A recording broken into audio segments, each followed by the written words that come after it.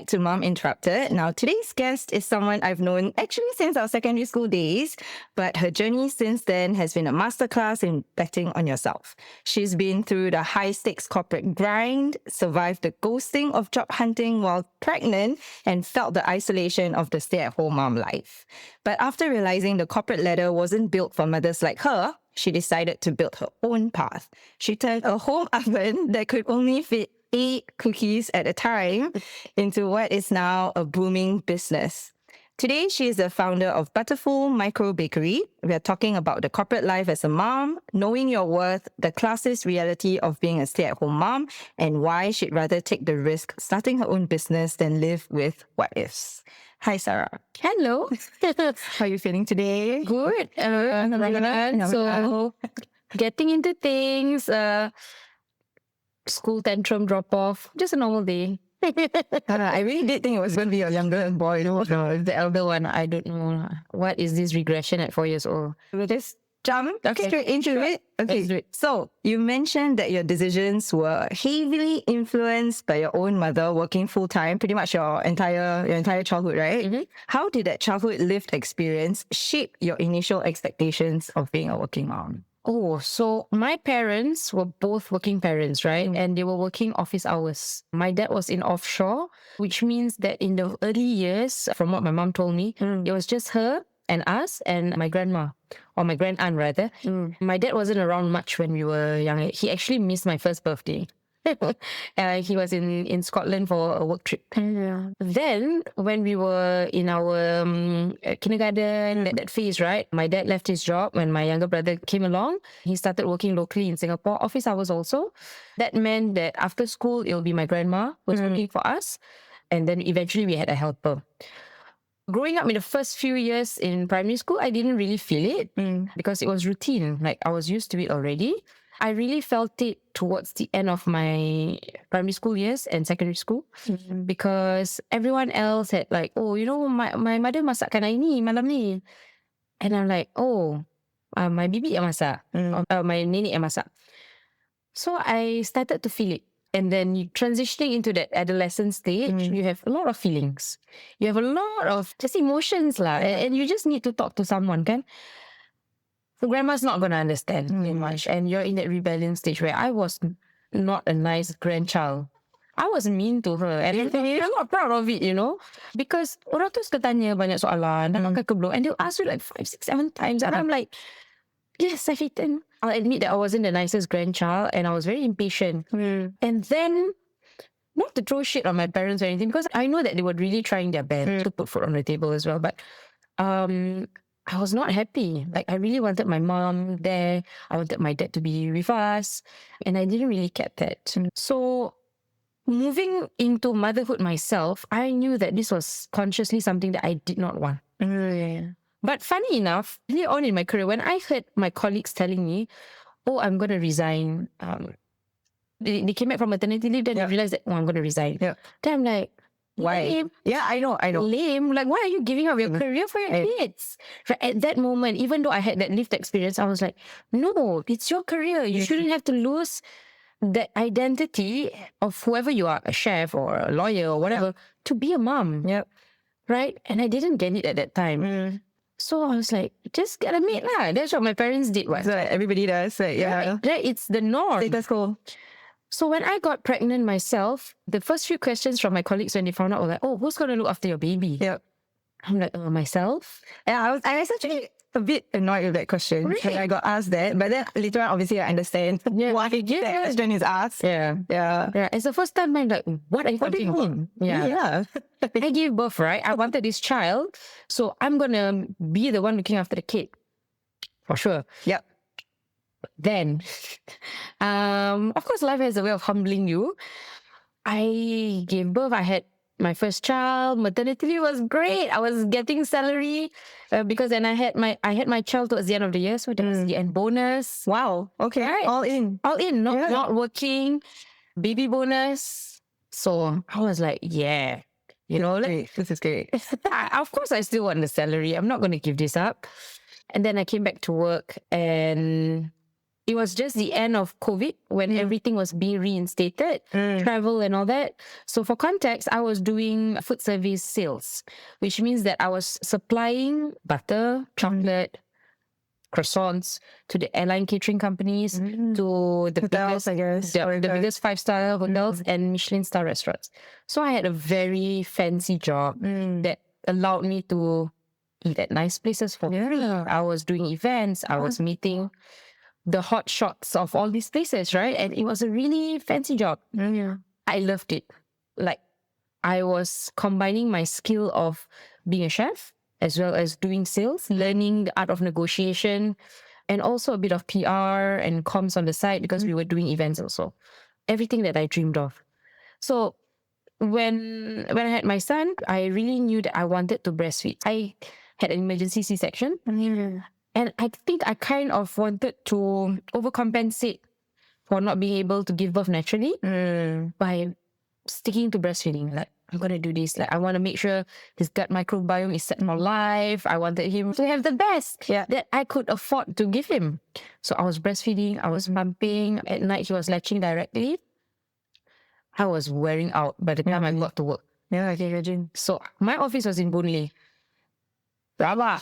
Pasir Ris then. Because I've stayed in Pasir Ris for the last 3 years. So I had to make it work. I was pumping in the car. I had my cooler bag with me. And wow, it was wild. It's a whole admin, man. Yeah. That little, the big bag is like another work bag. Indeed. So I was lucky that scenario worked out for us because my husband works shift. He's a civil servant. He monitors sea traffic. So he's got 3 shifts. So I will try to fit in with my work schedule. So there'll be a number of times that I have to be in the office for team meetings and then customer visits and all that. But other than that, we were still transitioning from the work from home back to hybrid. So we had that flexibility. But on the days where both of us were working in the morning, we had no leeway, right? So I'll have to bring my son to my mom's place at like 6:30 a.m. in the morning, be on the road by 7 plus and be in the office by 8:39. So wow, it was a lot. How long did you do that for, like that? 6 months, right? 6 months before the upheaval of my career, I call it. It's so dramatic, right? But it really felt so dramatic for me. Like, I worked so hard in this career for 12 years just to say, you know what? I think I'm going to take a step back. So jauh pula from like my mom mainly, but it's very progressive lah. I really wanted my mom to be home. So you went from Pasir Ris to Boon Lay while breastfeeding. Looking back, was that 10-10 don't recommend that you said because of the logistics or because the mental load of trying to do it all? Okay, I think that most importantly, I gave myself that chance. I did it. 6 months is a fair shot. And during that time, there was a promotion that they wanted to consider me for, which I was not sure if I could do it. If you told me about this position opening up before I had my baby, sure, I'm all for it. It was what I was working towards. But then as a new mom, I was like, you know what, I need to take a step back and think if I really wanted that added responsibility. So I didn't get that promotion. And I think that was the call for me to step back. So while I didn't recommend the traveling and the breastfeeding and the pumping, it is the reality for many moms out there who don't have a choice. I had the opportunity to step back, but I'm glad that I gave myself that opportunity because I would have lived with the what ifs. So you knew you did it. You tried it. You did it. And it burned me out. My husband noticed it. And during that time, a lot of people say, just change the formula lah. I remember before I resigned, I sat with my sister-in-law in the aisle of a supermarket and said, look, I need to pick a formula just to supplement, just in case. Like I had so I was an oversupplier. I had a good stash, but I said, you know, just in case meetings were dragging on longer, we were having work dinners, I wasn't going to be able to drop off my milk in time for his feeds. And I froze in the aisle. I was like, I don't want to feed my child formula. And I shouldn't have to choose.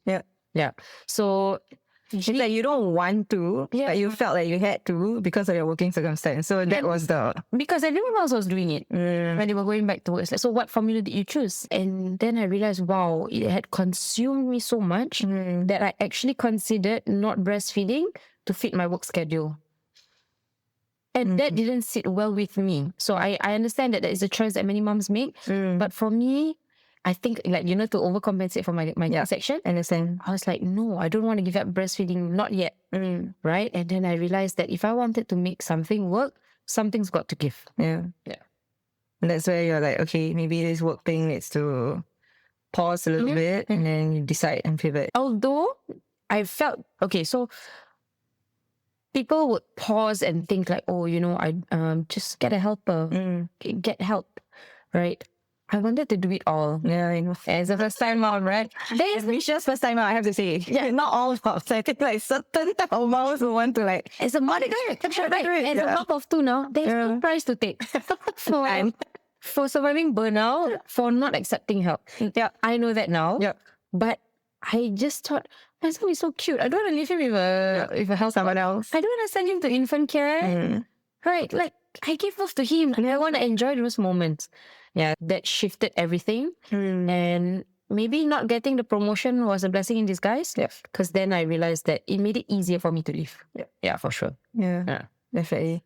Yeah. So like I felt, okay, so same as you, when I was working and then I hear moms potentially not going back to work after their maternity, or people saying, oh, so after you have a kid, then what are you going to do? Not to me, to other colleagues, and I hear the conversation, I'm like, why is this a conversation? Like, we're going back to work lah. Like, that's what we're going to do. That's what I'm also going to do. What do you mean stop working? What do you mean? And then lo and behold, well, we kind of smile ourselves. Yeah, exactly. And like, the choices that we make. Yeah. So very interesting. I always felt that before becoming a mom, there's a lot of judgment all the time. Yeah. From myself, like pre-mom me, judge mothers. Yeah, exactly. But so the thing is now I realize sometimes when I receive judgment, I'm like, are these people parents or not? In my head, I'm like, do you kids? Like, do you hear yourself? Do you know what is this? Like, what's happening? What's a meltdown? What's a tantrum? Like, do you know? I know some people will be like, oh, but it shouldn't matter whether someone has kids or not. But to me, I think it makes all the difference whether they understand the situation or not. I had this encounter with someone who said that to me. You're not a mom. You don't know anything. Someone said that to you. Yeah. So were you a mom then or not? No, I wasn't a mom then. How do you feel? I was like, yeah. I may not have pushed the child out, like grew a baby, but because I was looking after my nephews, I was helping to babysit, feed, change them. I know, right? And I had certain values that I knew that I wanted to pass to my kids eventually when I became a mom. And then I realized that now, as a mom, it could be done. And sometimes it's just what you want to tell yourself. Like, it's really an unpopular opinion, right? Like when you mean like when someone say I give you an example. Zero screen time. Okay, so this is gonna touch a sore spot, right? Yeah, but I knew from the get-go that I didn't want screen time for my kids, and I'm thinking back, I'm gonna make sure that I'm gonna make it happen, right? And I did. Yeah. So my kids grew up with no screen time predominantly, other than your Oma and Hana here and then instill Islamic values. So we had screen time on TV. Yeah.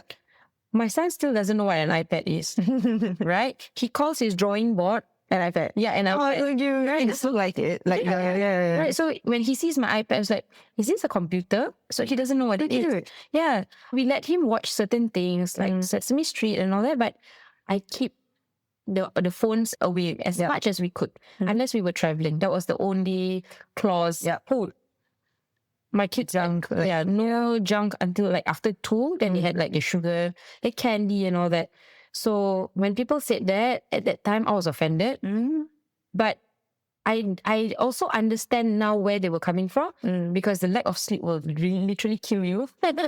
It will drive sleep deprivation is next level. It would drive you nuts. Nappier, always nappier. Like your feuds is just like correct. Yeah. So I have a short temper. I mean, I came from the kitchen, so I had that.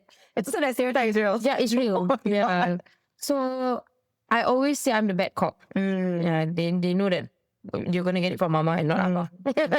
Even though I understand why people say that you only know when you're a parent, but I also know on the flip side that when people are not parents, they do have a right to have, like when it comes to things like screen time or food, it really is what you teach the kids. If they don't know, they're not going to look for it. Yeah. Like you've not been exposed to it, you just don't know what you're missing. So it is really on you. As a parent, you have to control yourself with your devices, what you eat as adults. If they're going to see mom and dad eating fast food almost every time, they're going to know that this is the norm and they're going to expect it. But if you say, hey, these are only for certain occasions, there's no such thing as good food or bad food. It's only everything in moderation. So my kids know that they can have the occasional fries, but not today. Yeah. For me, it's more of like public scrutiny when like the kids act up. I think that's the number one. That's the number one, like public judgment. That one like makes me like I just I don't care. Right. Yeah. So Mama Tiger will come out, and Mama Lion will come out, and I will tell them, you know what? This is between me and my child. Back off. Yeah, like recently, just I think 2 weeks ago. So my daughter, we were on the way for school. So we were on the lift and she was screaming about something to her, like running tantrums. The lift was crowded because it was morning. Oh. So then I'm like, okay, this is not great. I could feel like my body tense and like feeling uncomfortable. Yeah. Right when we got off the lift, I pulled her aside already. And I pulled her aside. So my son, both of them were there and me alone. So I crouched down and I started talking to her in a measured tone. I'm like, hey, what is it? We're going to enter this. We need to, what's going on? So I was really trying to control the situation, trying to manage it before we tap in and enter the train. This old man was in the same lift as me. He came out of the lift and he turned around and was like, she started scolding her. Oh my God, I flipped. Yeah. I raised my voice. I was like, hey, can't you see? Like, I literally trying to do something about it. You're managing the situation. Like, what is his doing that going to do? It's gonna like make her ashamed. It's gonna make me embarrassed, make me ashamed also. And what's all that gonna do? Make the situation better? Like, huh? Yeah. But you can see your own eyes. I'm trying to make it. But then I realized this, right? That when this happens, it's not about the child. Just about them, right? It's about them, and I think we take it as a personal attack on our parenting. Like, is it because is our child behaving like this gonna reflect to other people macam, mak kau tak ajar ke? You know that kind of feeling. Then I realized that after a while, I told myself, you know what? Drown these voices out. Yeah. Because you know your child better. So we have this thing, because I'm loud and I will raise my voice. Because boys, I don't think to say anymore. Boys, they don't listen. Okay, them like, hey, please stop. If you don't stop, you know what's gonna get. You know what's gonna come for you. There's a repercussion if they do things that they're not supposed to do, right? And people don't always agree with that. So there's this whole narrative on gentle parenting, and that's another thing altogether. But for me, I'm the parent. Yeah. I always believe that I'm the parent. You make the choices. Yeah. Kids will follow your lead. Yeah. And you have to tell them this is not the right way to act in public. And you're going to have to stop, and we can continue this elsewhere. We're going to do it in another way. So I'm going to take you away from this situation, like an open space. There is a time and place for it, and this is not it. Yeah. So much to my husband's dismay, he's like it's okay, just shh. And I'm like, it doesn't work. Then I asked him, out of 5 times you've done this, how many times does it actually work? So let me show you how it done. The thing is, my daughter, she's very like stranger averse. Like she doesn't really like it when people pay her too much attention, people she doesn't know. So at her home setting, she's usually quite okay because it's her home. So she warms up, she can show her toys and things and all that. But outside, like if someone were to say, hello, what's your name? She'd be like she's not that.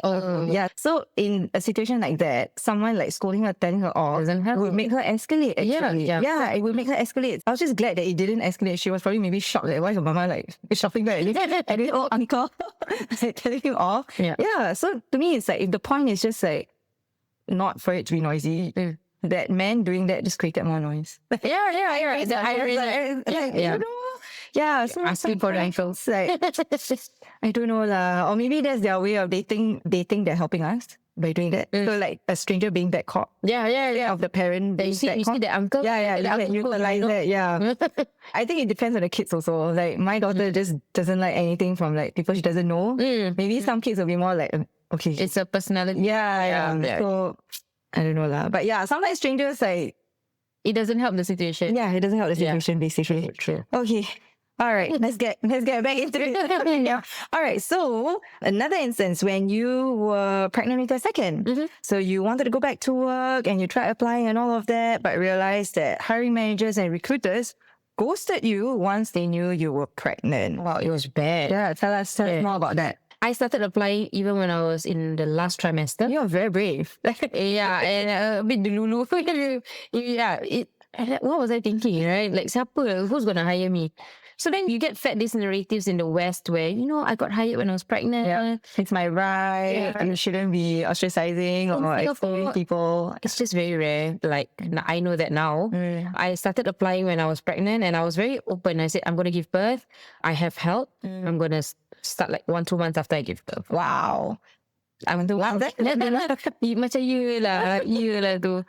And they started ghosting me when they found out I was pregnant. So a lot of people will not disclose. Yeah. But I thought if I want this to work, I want to be honest. Like I come from that, level of authenticity. I want to have that relationship with my future boss where I'm going to tell you everything. Clearly not cut out for corporate with this type of mindset, right? I had a recruiter ghost me 5 minutes before the interview. It was a video interview and say, oh, sorry, she can't make it like 5 minutes before. Or that really 5 minutes before, that's wow. Yeah, rabak. Well, thank God it was a video call, right? Was it in person? Yeah, in person. Oh my God. Yeah, in person. No. Yes, that was bad. I had recruiters. I counted it. There were 17 applications on my LinkedIn. 16 just did not reply. One said, oh, let's have this conversation again in the future. So you said upfront at the application round already that you're pregnant? For some of that, it didn't even reach that stage where I had to disclose, but majority of them were not because they knew that I had a young son. Oh, really? Yeah. It wasn't even pregnancy penalty. It was like young kid penalty. It was like a mix of everything. Crazy times. Yeah, I really wanted to go back to work because I knew that there was a certain lifestyle I wanted for my kids. And I needed it from a dual income. Yeah, for sure. I wanted to go back to work. And I wanted a sense of normalcy after giving birth also. Because, wow, nobody prepares you for the identity shift. I thought that going back to work would help with that. Newsflash, and it didn't. Yeah, it didn't. Yeah, so I always felt, because right after maternity, I threw letter and I quit with my first. So then I've just been home with them all the way. But I always felt the opinion that had I gone back after maternity, I would have felt myself sooner. Yeah, because then you have the work life. I don't know if I could juggle it well and instead I'd just be really burnt out and really exhausted. Or I would, I don't know, maybe thrive and feel like, more myself. There's more to me besides my kids. So, I don't know. It's a what if, right? Yeah, correct. It's a what if. Yeah, and having kids also, it's not just like it's not a very linear path. For me, I knew straight up when I had my daughter, no, I want to do this mom thing. I really want to try it properly. I don't want like distractions with work and all of that.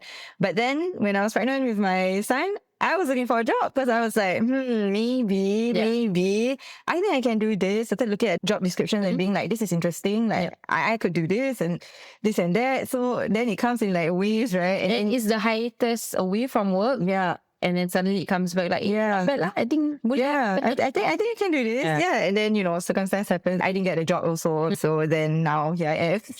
Well, now I think wouldn't have happened if I had gone back to work. Right. With my second. Yeah, definitely wouldn't. So next, let's talk about childcare subsidies. So you mentioned this as well. I think many people perhaps don't realize that if they aren't working, they lose childcare subsidies. Did this impact your decisions in any way? By the time I first went to school at 18 months, right?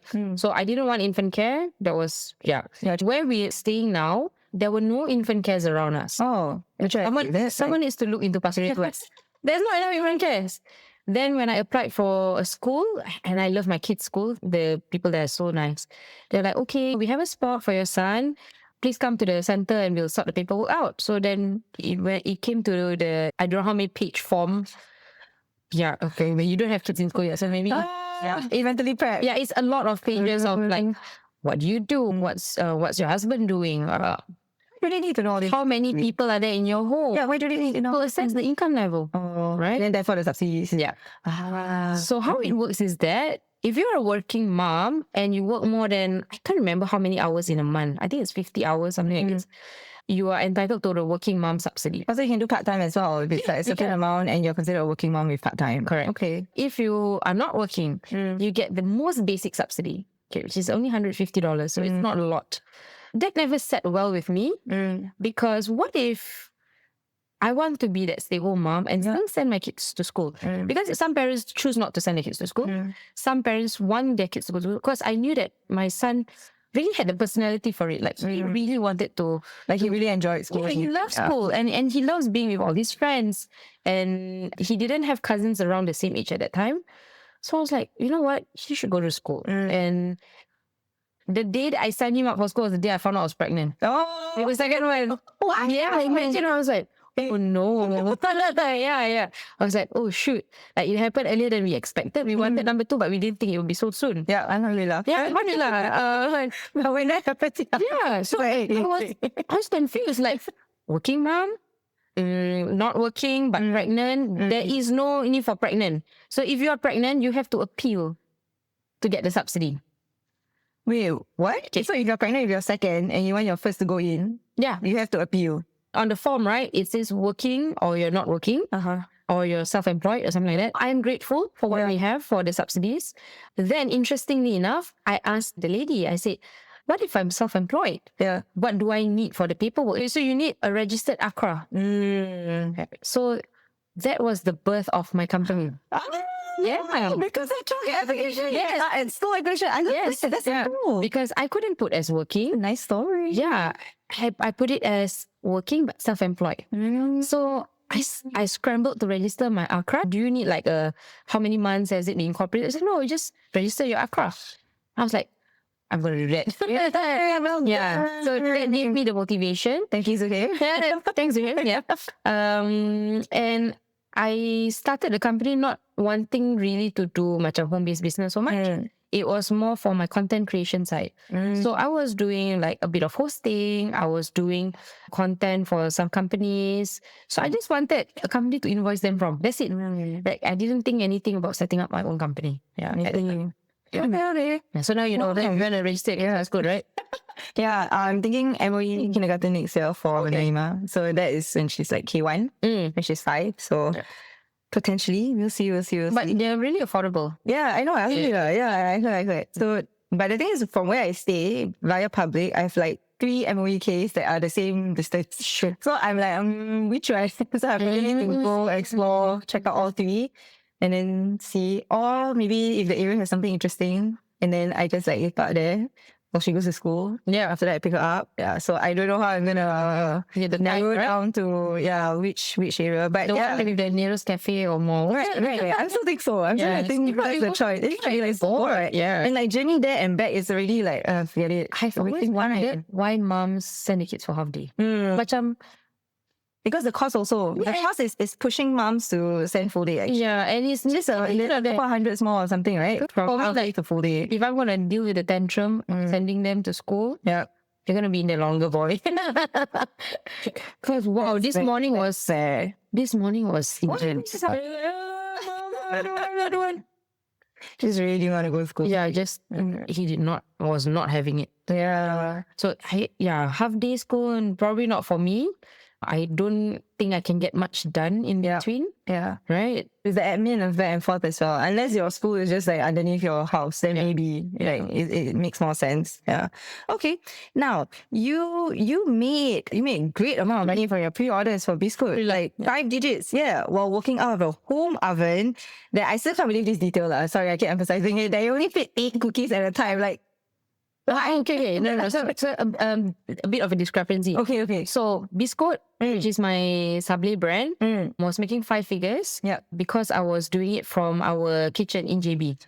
We had a proper commercial kitchen set up in our rental home in JB. I was doing this for 10 years. Oh, wow. Yeah. Oh, it's incredible. It started from home, and then we had the JB house.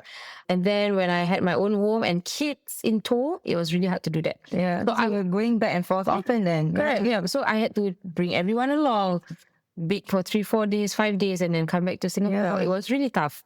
Then I had the collaboration last year where I got it manufactured by a factory. It was a good opportunity for me to test the market with a bigger demand. So what I wanted to test was, if I pull myself out of the baking and focus on sales, how much more demand would I grow?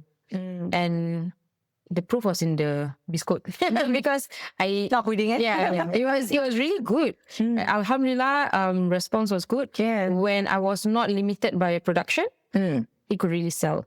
So this year I knew that I wanted to focus on it fully. That's how Butterful Microbakery came about. Because I said, if no one's gonna give me the opportunity, I'm gonna create my own opportunity.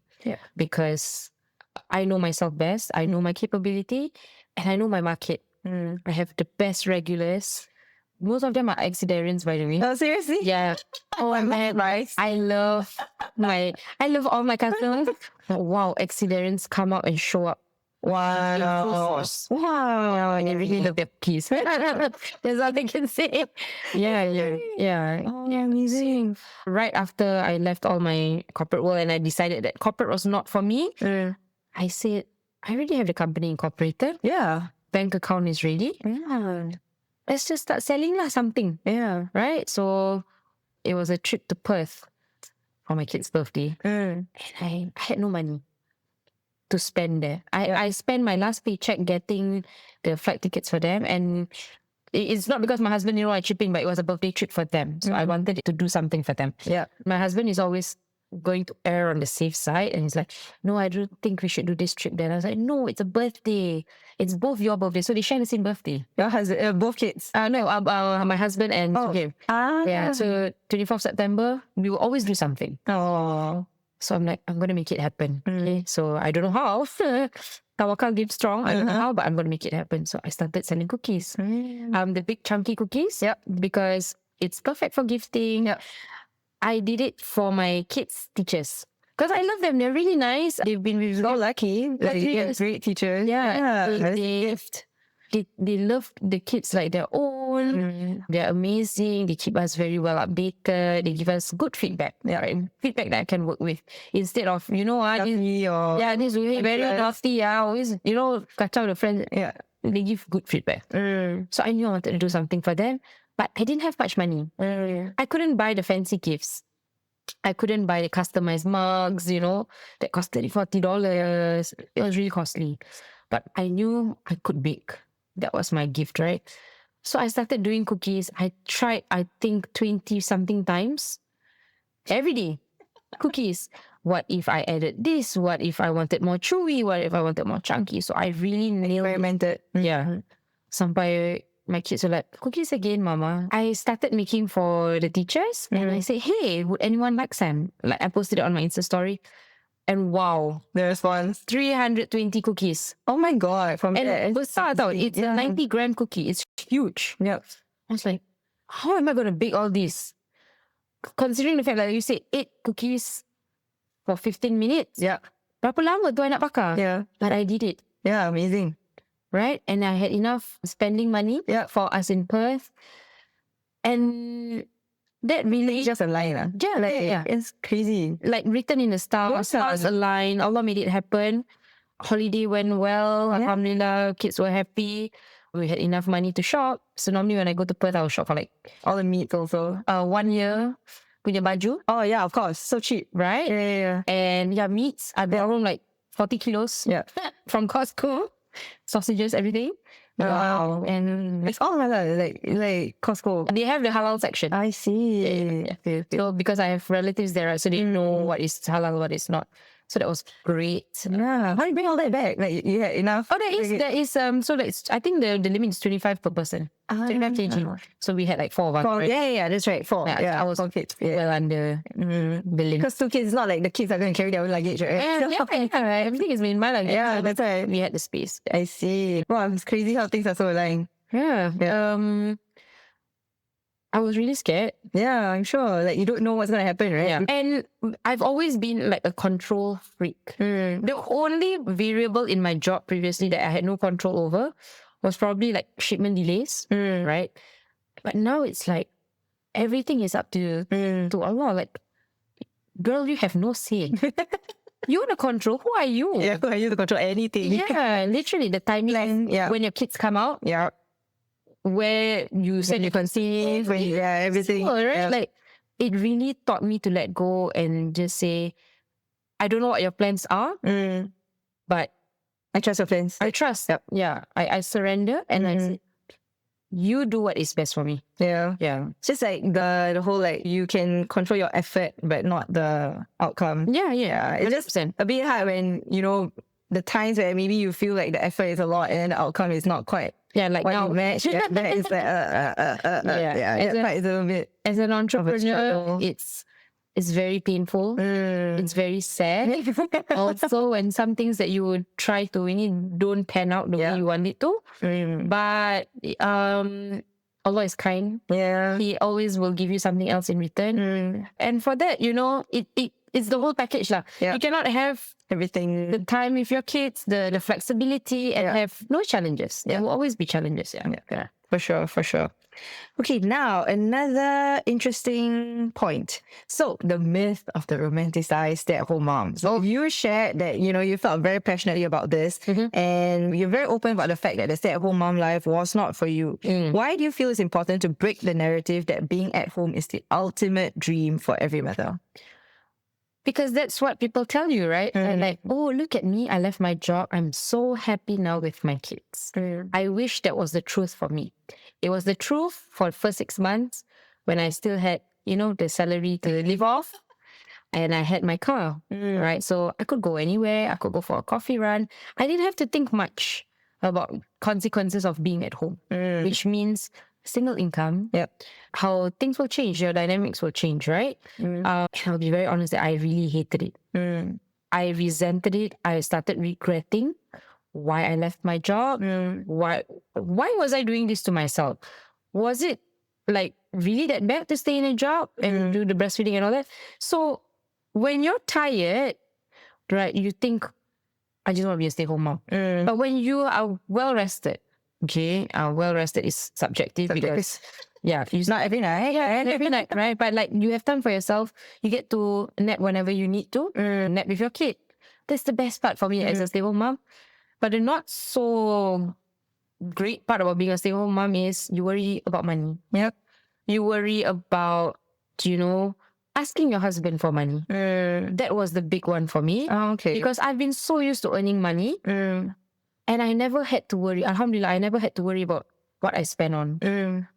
When is my next paycheck? So I've always had that like, I never had to worry about money. Yeah. And suddenly, I had to consider everything. Yeah.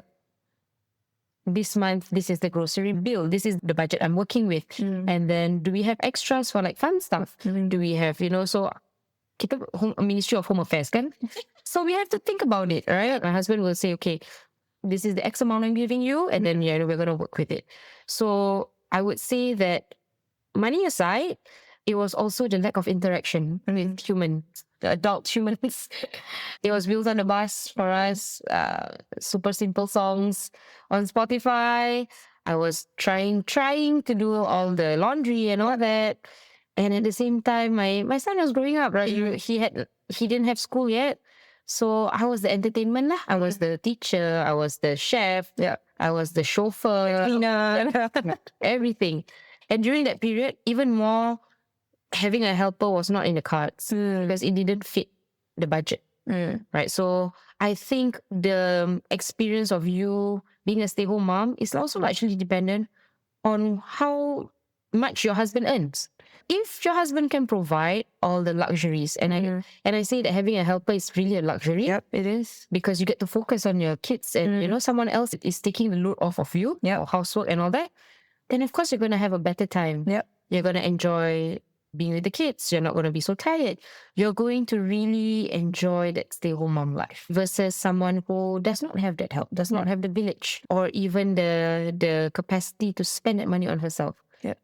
So no shit or no disrespect to my husband at all. He does his best. Yeah. And he was giving us everything that he could. But I wanted more for myself. Yep. Yeah. And it took me a really long time to be okay with that and to really live within our means at that time on that income. Yeah, learning about yourself as well, right? So through that process, it doesn't sound like you regret staying home those 6 months. To me, it doesn't sound like that. It's just that you realize other things and that wasn't for you. So kudos for trying. Kudos for trying and figuring out what suits you and what you wanted in the end. Yeah. It's like you said, it's not linear.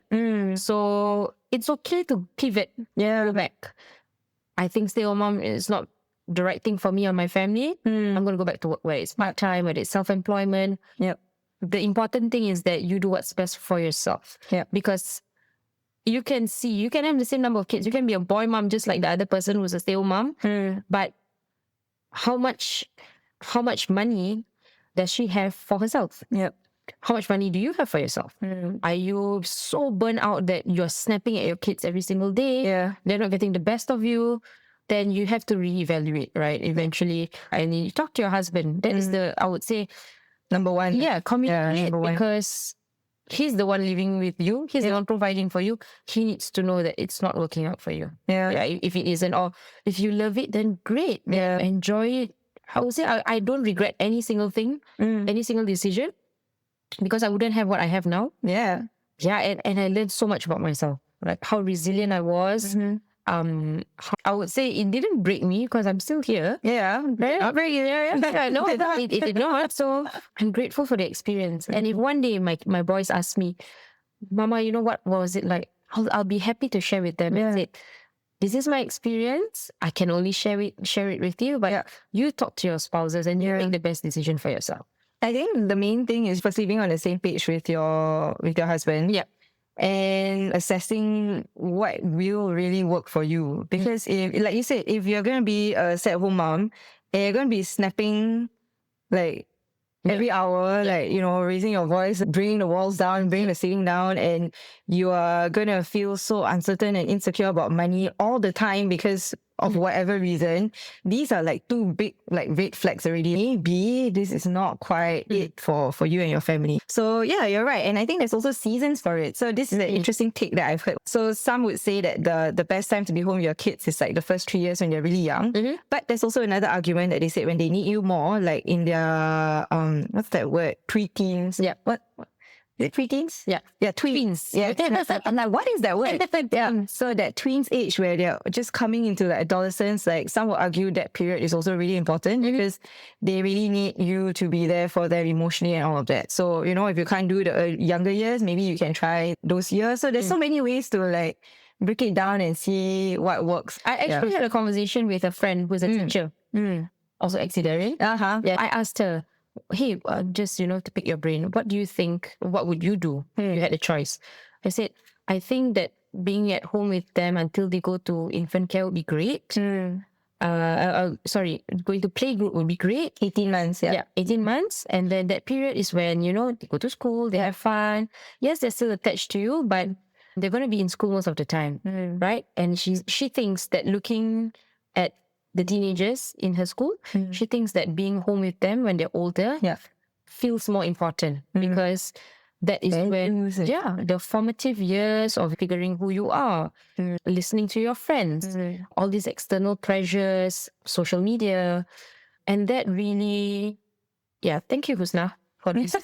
Because it really made me think that it coincides with my what I went through in my exactly. So it's even more important for you. So I truly felt that when she said that, and I always say this.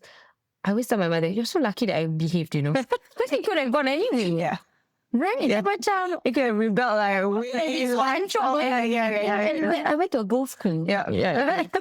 Something else. Something else. Yeah, but like then it really became wow. And I'm raising 2 boys.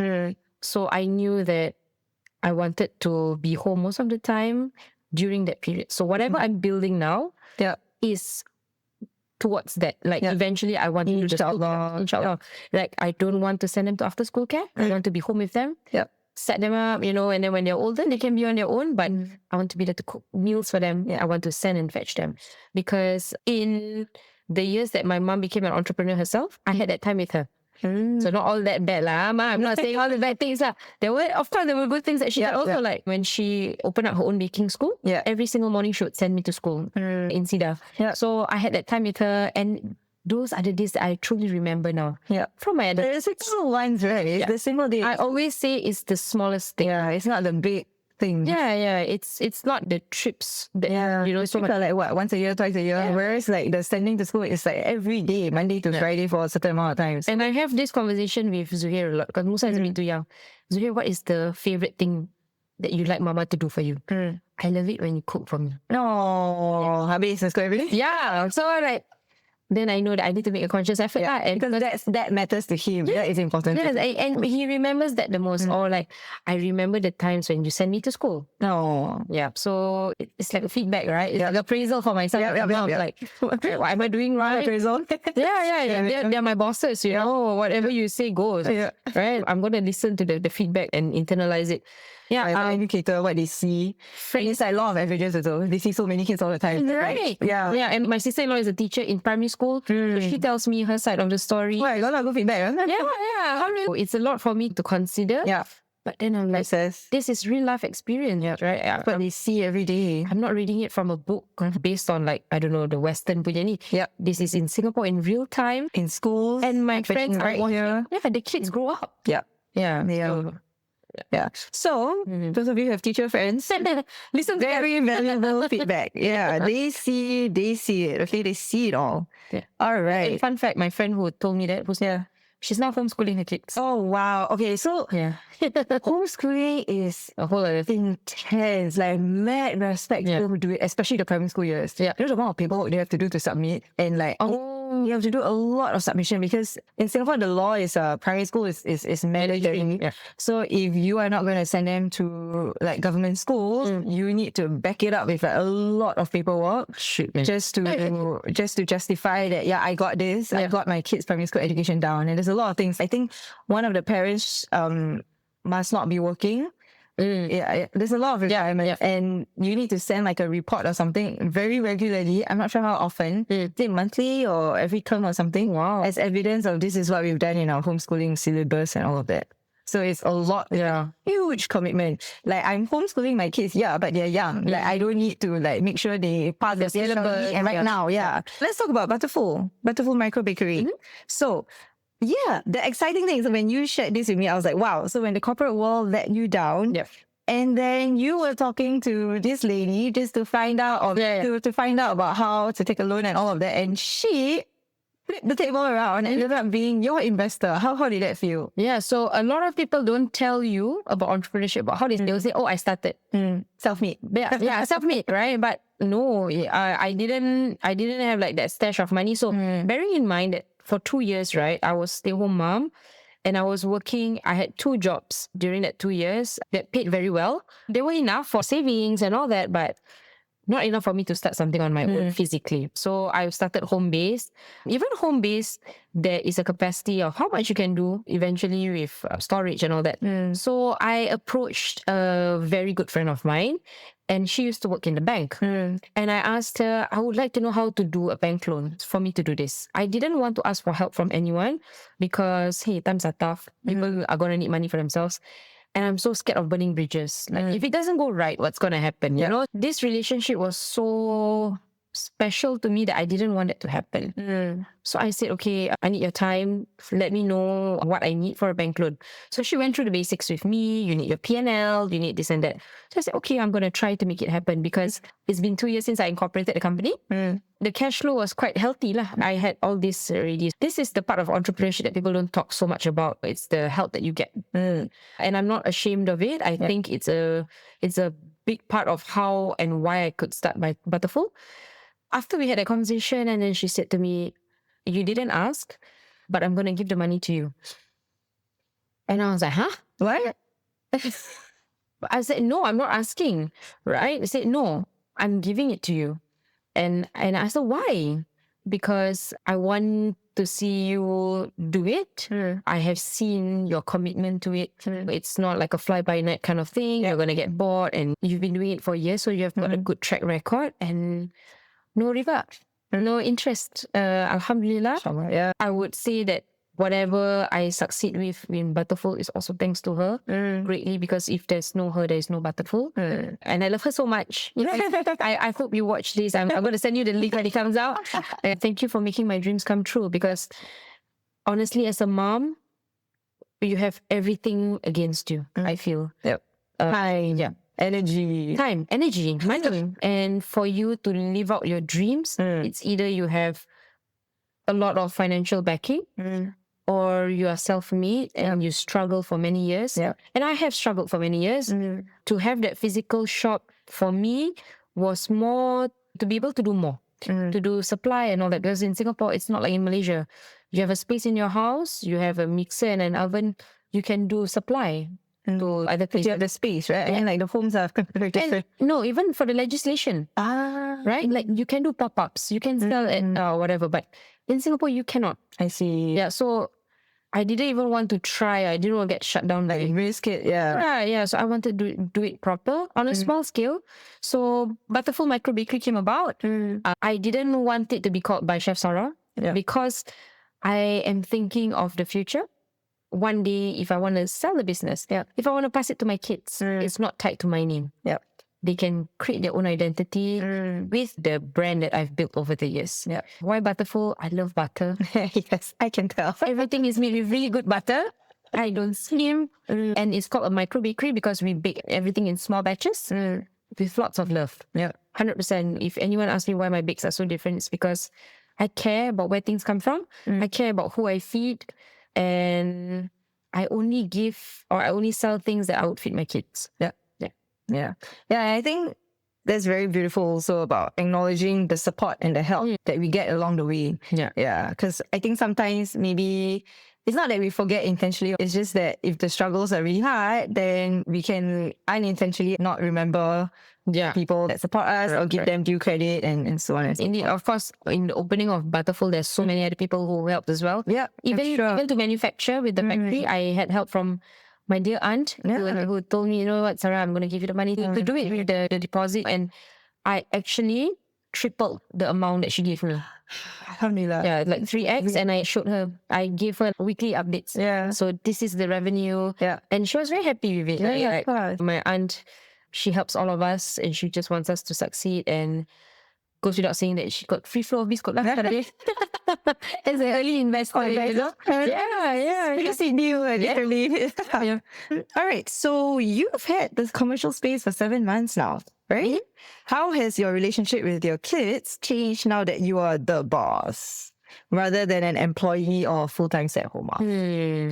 While it is great to have your own time, it is also your own time. So you have to put a system in place. I learned that very early on, that I needed to structure my time because the kids have a structure, right? They go to school and they come back and So I needed to make sure that I had a structure in a way that fits them first. Occasionally, I would say 20-30% of the time, it doesn't work for me. I will have to miss like nap time or bedtime, or I have to miss sending them to school. I try to keep that to a minimum as much as I can. Again, because my husband works shift. So he picks up the slack where he can. So it's been going on for 7 months. So of course the startup is really hard. I've had to work 14, 16 hours. And I always say 9 to 5 to 24/7. I know. I've heard that life. Set things up. Wow. I would say I aged 10 years. In the past 7 months. So many more things to juggle and If consider, you right? think motherhood teaches you things about yourself, entrepreneurship Teaches you even more. is therapy. Oh, therapy! It's therapy. It teaches you what is screaming in your face, your insecurity, Yeah. everything. Your fear of being seen, you wanting to be acknowledged, you wanting to be recognized, you wanting opportunities, you not being invited to things. All gonna reflect. In years. I feel like I aged 10 years being an entrepreneur and doing things for myself. And not forgetting that because I have an investor, I have someone to answer to as well. Yep. Like I'm paying back the money, right? Like it's not free money. Yeah. It keeps me accountable. Yeah. And with my kids, they will say, "Oh, Mama going to the shop today." I say, "Yeah, I'm going to the shop today." And Musa loves going to the shop because So cute. they say, "Mama go shop." I say, "Yeah, I want follow." I say, "Why you want to follow?" "I want Apu. Sapu." So dia suka. He the chief sweeper in your shop. Right? If I go to my shop and like when they drop by for that half an hour in between like errands that I'm running on the weekends, right? I will see things in the weirdest places. Okay, I will Room in the sink. no room in the bin. Oh, room in the bin, okay. Yeah, I will see like the lemons with bite marks on it. Like his mouth, like he bit it. Like, of course, obviously, I don't use it for production. Yeah. But like, oh my god! So like, kids, please just So yeah. And then last month, because I have a really big corridor outside my house, I get my kids to. I have chalk for them to draw. It's for the days when I'm really lazy to clean up paint. Yeah. Like Paint chalk, is- I'll just zero sign and Yeah. we're done. So he drew a picture of me and him, Oh.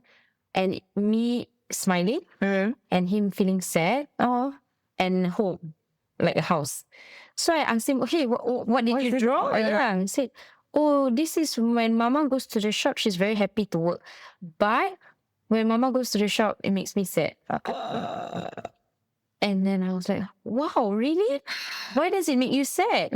He said, "Because Mama is not here to play with me." And I was like, how do I navigate? Mom guilt. Yeah. Yeah. Mom guilt like what? I was really trying so hard, right, to avoid this. Yeah. And then I told him, "Hey, look, I'm going to try to be better, my time management. But also because it's one thing to fit their time. The other layer that I have to consider is my husband being on shift." Yeah. That's another big piece of the puzzle. Yeah. It's very big. But there's something consistent. Correct. And if you are an entrepreneur, as a mom, your time is not yours. It belongs to everyone else and then yours. So this is why if my regulars are watching this, it's not that I don't want. It's not that I don't want to do it more often. Yeah, right. It's because of this. My kids are still really young. I want to go full throttle, but I can't. So I am trying to scale it back. So how am I trying to make it better for my kids? For Ramadan, I pushed the last 2 weeks to stock up on everything, packaging, everything, so it's done. So the next few days, I'm going to bake fresh for you. Wow. Yeah, and during school hours. I initially had the thought that maybe after sahur, I'll send the kids to school, sleep, and then I'll work through the night. But then I realized that it's not healthy for me. So I thought to myself, I'm going to do it the way your body is meant to function. Heavy task in the morning. Send kids to school, do the baking, come home by 5 p.m., pick them up, get ready for iftar, and then continue. It's really a lot of things to consider as an entrepreneur. And that's why I like to have these daily check-ins. So they're my bosses at the end of the day. They will tell me how they feel. But generally, I think it's a lot better when I'm not up for it or when Musa has a tough night, if they're sick or anything like that. I try to move things around. I recently had a death in the family. I just told my customers, hey, I'm going to try my best to shift things around for you. But if not, I tell them, can I either refund you or can I move it to a different date? I try not to do that so often, but when I do it, it's because it's truly out of necessity. But at least I have that option. If it's work, forget about it. If you have like a big deadline, a big project, that can't change, that can't move. If you have a work trip, it's it's solid. You can't move it at all. So there's no leeway. I learned most importantly in entrepreneurship was to give myself grace. I'm doing my best with what I know, with what I have, with the energy that I have. And I think even if I can't get to the point where I want my kids to have what they need, like, if I want extra classes, if I want to send them to forest school, I mean, if I can't make it happen for now, I'm already doing my best. Yeah. And I think my best is good enough. More than good enough. Yeah. As mothers, we really beat ourselves up so hard. Yeah, sometimes. Yeah. And I think we need to be fair to ourselves. Yeah. We are being mothers for the first time. Yeah. We need to enjoy it. Yeah. Also, I don't want to grow old thinking that, man, I was just so tired or something. I hated being a mom because I was so tired. And like, I didn't have a choice. So I don't want to live with that regret. So all these things, leaving my job, taking up a corporate job, being ghosted by headhunters, I felt it all. Yeah. So you pick and choose. You live through it all. Yeah. And I think so far, alhamdulillah, the response for Butterful has been okay. Yeah. More collabs upcoming. I love feeding moms. Yeah. Thank you so much. I love it. Circle. Yeah. And I love it when moms tag me about how much they love. How much their kids love. Yeah. Alhamdulillah. And it makes me happy. So I realized very early on in life that feeding people makes me happy. And I use that to the best of my ability. Yeah, that's the gift that you've been given. So maximize. The gift that keeps on giving. Yeah, that's it. Okay, I think that's a very beautiful way to almost round up. Maybe just do one last question. What advice would you give to you when you're maybe expecting your first kid? Thinking back to your state of mind and everything. Yeah, the Sarah expecting Zuhair. Oh, that's Sarah. The Sarah expecting Zuhair at that time, it was COVID, right? So the world was a very different place at that time. But if I could tell her anything, I would say, first of all, any birth is a birth worth celebrating regardless. Secondly, go for what you want, what you believe in, raise your kids according to what you want. But at the same time, be humble enough to learn from other experiences and take what works for your family, whether it's the feeding, whether it's how your child is being raised. And the third one is accept all the help you can get. Yeah. There is no medal for burning out, for saying that, hey, I lived through... I did it all. Yeah, I did it all without any help. Help is not something to be ashamed of. And in fact, can even help you become the mom that you want to be. When I finally got my helper, then I realized that, wow, what a difference it makes when you don't have to worry about laundry, chores and all that, and you can focus on the kids. Yeah. Having said that, when you do have that extra time, it is important for you not to fill it up with other things. So I have that load taken off me, and now I am an entrepreneur. Should I go and chase that other big deal that is going to take time away from my kids from me? For me, the answer is no. Because then what's the point? Yeah. What is the point? Yeah. Right? Be okay with doing less, but knowing that your less is going to have a better impact, a deeper impact on your kids, because they remember the little things. I would say trips are great, enrichment classes are nice to have, but what is really important is, first of all, your relationship with your spouse. They learn a lot from that. They see how much... It's quite underrated, actually. How much underrated. Mama loves Abba and how much he respects her. He considers her. He does these nice things for her. How much I consider his schedule into it, right? They're young now, but I'm sure when they're older, they will know. They will know. Yeah. And that is important for me because you can have everything in the world. You can do everything right. But if your relationship with your spouse is not right, I think that it sets the tone for a lot of other things. Repercussions on the kids. Huge repercussions. So you pour all your love into these two kids, but don't forget that before these two kids came about, your spouse is important too.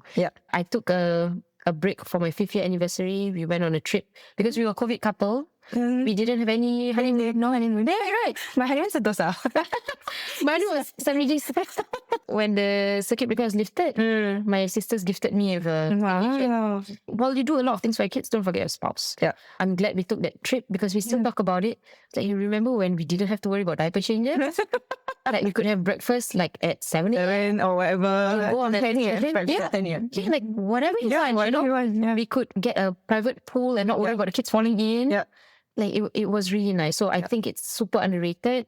Don't forget your spouse. Yeah. We are so consumed with motherhood. With the kids, yeah. Yeah, we're trying to make it. We forget that our spouse is the reason why we are mothers also. Yeah.